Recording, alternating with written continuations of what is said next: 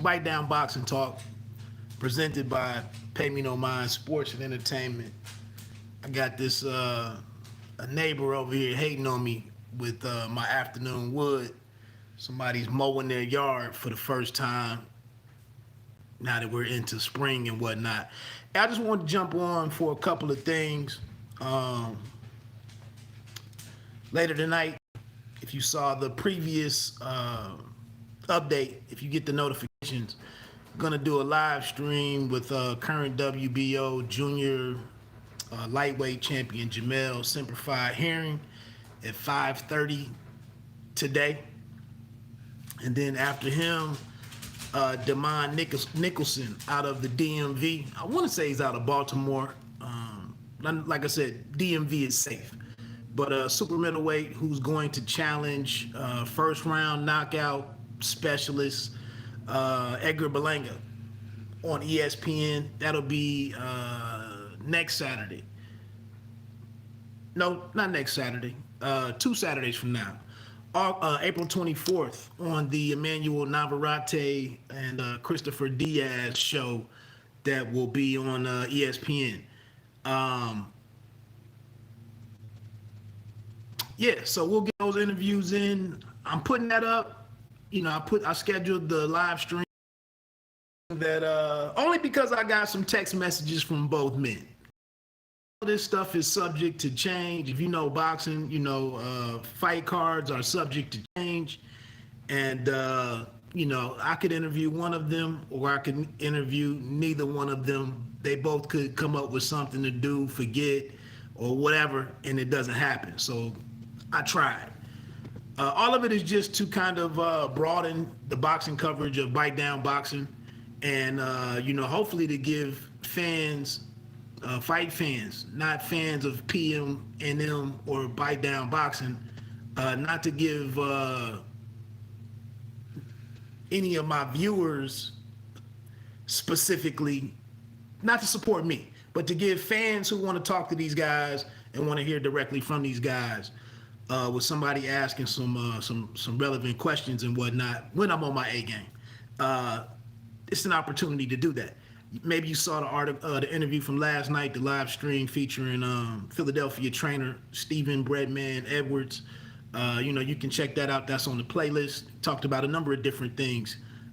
In particular, tomorrow night's Showtime Championship Boxing card headlined by welterweight sensation Duran Ennis taking on former super lightweight champion Sergey Lipinets.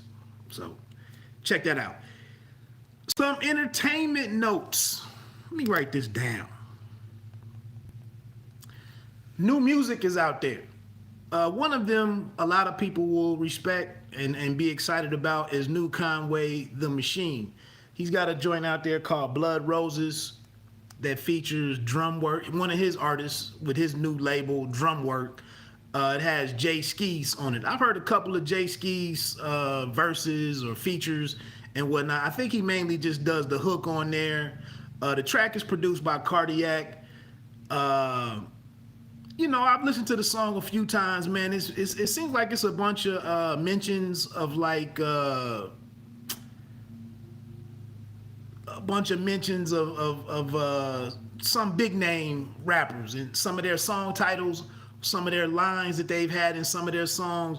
But basically Conway is just talking about his growth, you know, his elevation, you know, his presence continuing to grow and influence of, you know, for him to be a standout amongst or over a lot of today's artists and whatnot. So it's just him talking his stuff. The production is a little bit of a different sound, you know, and a departure away from some of the darker Griselda stuff. And, you know, this, again, it's not produced by Derringer or Beat Butcher, so it's a little different sound. I don't know what this single is attached to in terms of a full-length project of any kind. Couple of bars on there, you know, it's Conway doing Conway. So check that out. This other new song that I heard today is called When a Man. And the interesting thing here is on the vocals. It's a longtime DC native, Washington football team fan, Raheem DaVaughn, the Love King. He's pairing up with one of my favorite hip hop producers in Apollo Brown, who I guess they have an album coming out, a joint project between a hip hop producer primarily and an R&B vocalist. So I'm excited about that. I've been a Raheem DaVaughn fan for probably 15, 17 years or something at this point. It's definitely more traditional R&B. It's probably not even cool for the average brother nowadays. We don't really support this type of music. I do.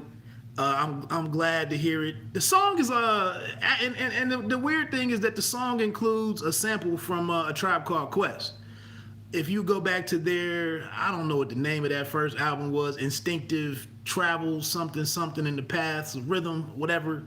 But a joint on there called The Luck of Lucienne. It's a little guitar loop, and some horn, and it's a real simple track, as a lot of that album was. But it's just dope to hear that sample brought back from 1990? Whenever that album came out, brought back now to be the featured, the main backbone of a new R&B song. The one thing that's going to be interesting with Apollo Brown handling all of the production for this project is that with Apollo Brown sampling, you don't really get some of the different, like there's no bridge in this, there's no complicated or traditional R&B song structure.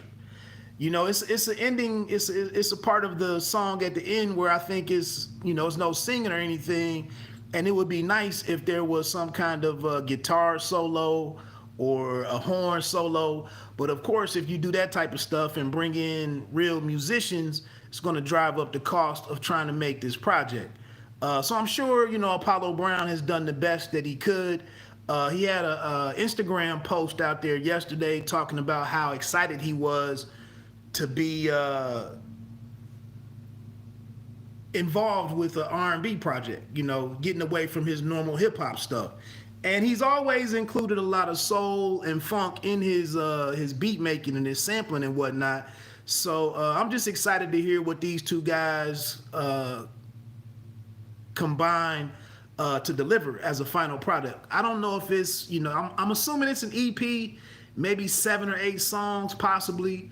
I don't have a release date for that one or anything, but I'm just excited, man, to see someone with that kind, with that kind of undertaking that wants to come out and make produce or release some quality R&B. We don't get a whole lot of it nowadays. Another quick note. Well, I did want to touch on the Paul Pierce situation that occurred earlier this week. I didn't dig too deep into it because I've never really been a Paul Pierce fan in terms of his studio work, his basketball analysis. I'll get to that in just a second. But anyway, I believe he has been fired at this point in time after a live stream video of his IG live, I believe was where it originated.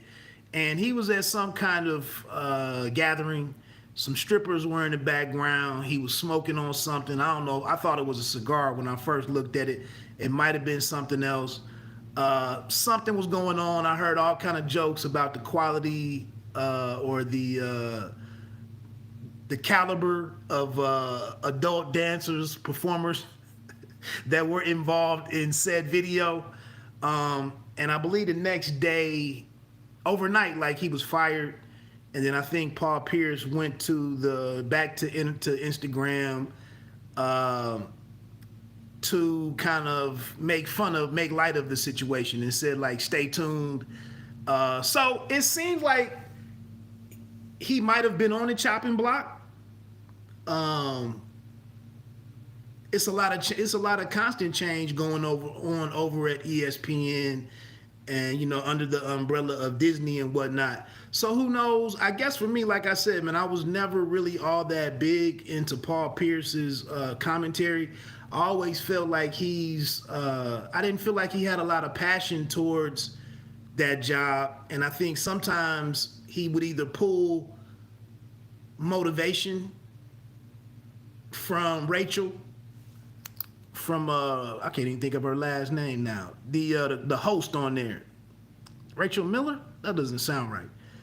But I felt like he would, be inspired maybe by Jalen Rose and kind of show some personality and some passion towards what he was doing. But he just didn't. He didn't seem to really be too satisfied sitting there talking about current players. He's always kind of challenged LeBron and LeBron's legacy based on the fact there being a lot of overlap of their careers.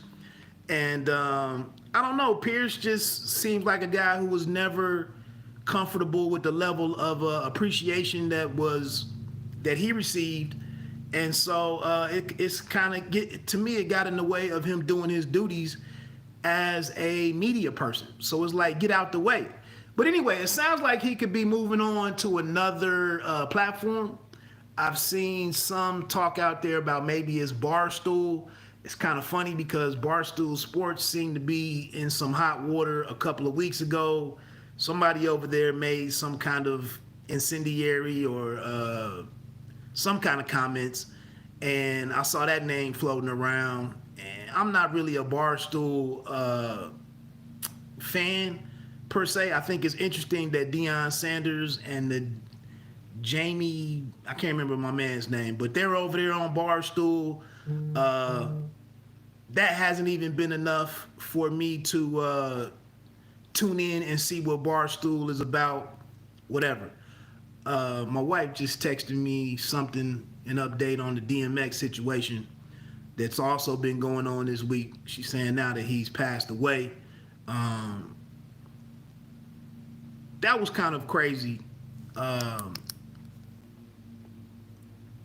That whole situation, the reporting on that situation throughout the week was disheartening because it seemed difficult to get credible information.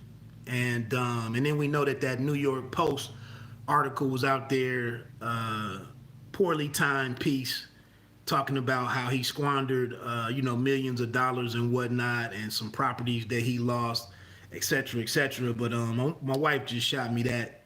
Maybe she knew I was up here doing an afternoon wood. Pause. But unfortunate situation, man. And it seemed inevitable. So despite the big gathering at the hospital, I believe, that was there in White Plains, there was a bunch of fans outside. I heard rapping the lyrics to the Rough Riders anthem and whatnot. But it seemed like it was going to be, at the end of this, it was going to be, the worst possible outcome in terms of DMX returning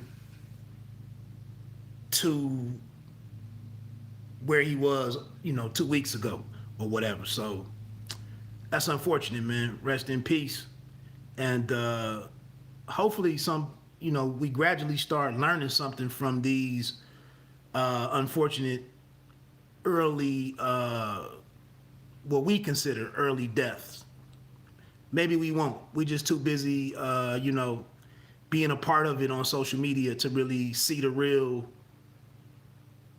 lesson in the loss.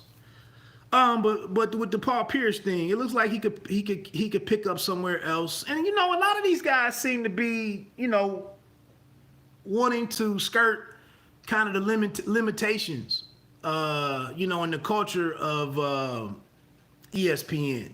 The evolving culture of ESPN. So, maybe he'd be the type of guy that's better suited somewhere like Barstool Sports, where it's kind of do what you want.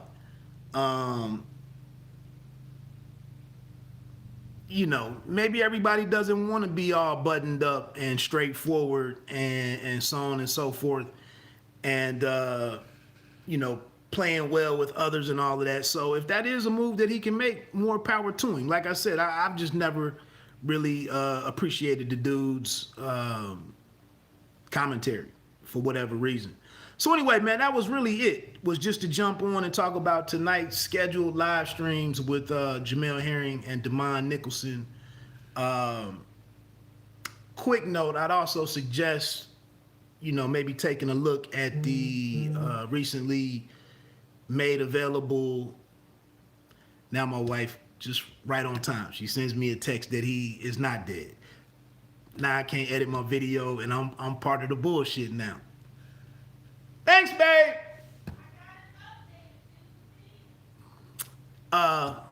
Anyway, well, not anyway, but just get ready to close this out. They put that new flick on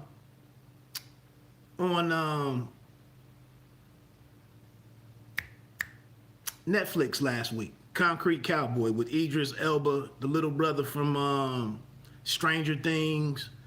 The sister that was in, she's the aunt or whatever on Sunday night's Equalizer with Queen Latifah. She was also just in Your Honor on Showtime.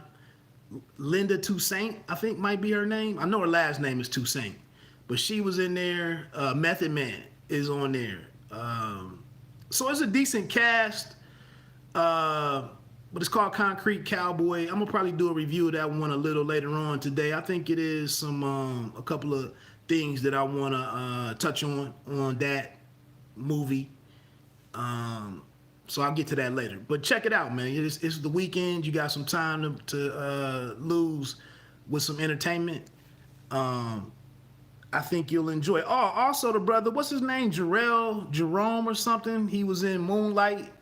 And he played the Corey Wise, I believe, was the cat from When They See Us. He's also in the movie, so I enjoyed it, man. But I got some other thoughts on it. You know, I'll get into in a separate situation. Anyway. Hopefully you check out the live streams later on. As always, man, look for the It's Always Personal podcast that's out there, Apple Podcasts, Google Podcasts, as well as Anchor. You can find it on there, and then Spotify. It's Always Personal.